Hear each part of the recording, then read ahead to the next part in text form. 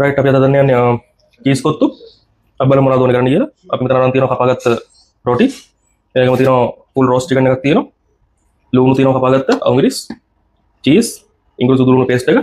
එතන වගේම ලෝලු තියෙනවා, ලීක්ස් තියෙනවා, කැරට් තියෙනවා, මාළු මිරිස් තියෙනවා. ඒ වගේම අපි මෙතන දෙනවා අරගෙන බිත්තර සහ චිකන් ග්‍රේවි එක තියෙනවා.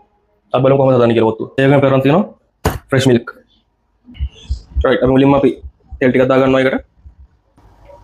රයිට් අපි දැන් මේකට දාගන්න තෙල් එකක් වුණාම අපි ඉංග්‍රීසි සුදු ලුණු පේස්ට් එකෙන් පොඩ්ඩක්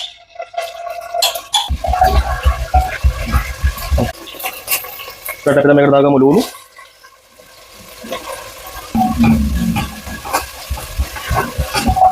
රයිට් අපි දැන් මේකට දාගන්න අපි කපාගත්ත කැරට් ටික.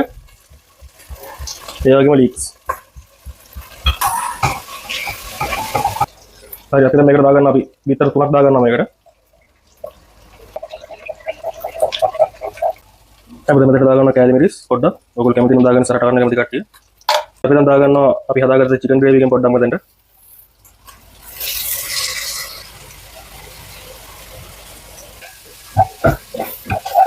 රයිට් අපි දැන් දාගමු අපේ රෝස්ට් චිකන් ටික මෙතනට.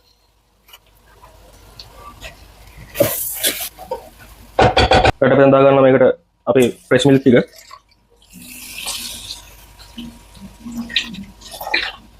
රයිට් අපි දැන් දාගන්න අපේ චීස් කෑලි ටික.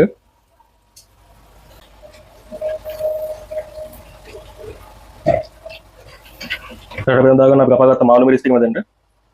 රයිට් අපි දැන් අපි අන්තිමටම අපි එකතු කරගන්නවා අපේ කපාගත්ත රොටි ටික.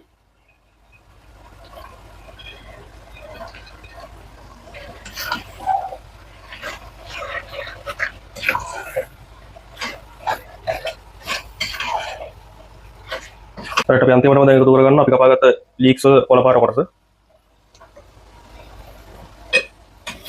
ඊළඟ පිළිප ඔෆ් කරගන්නවා. පිළිප ඔෆ් කරගෙන තමයි කලවම් කරගන්නේ.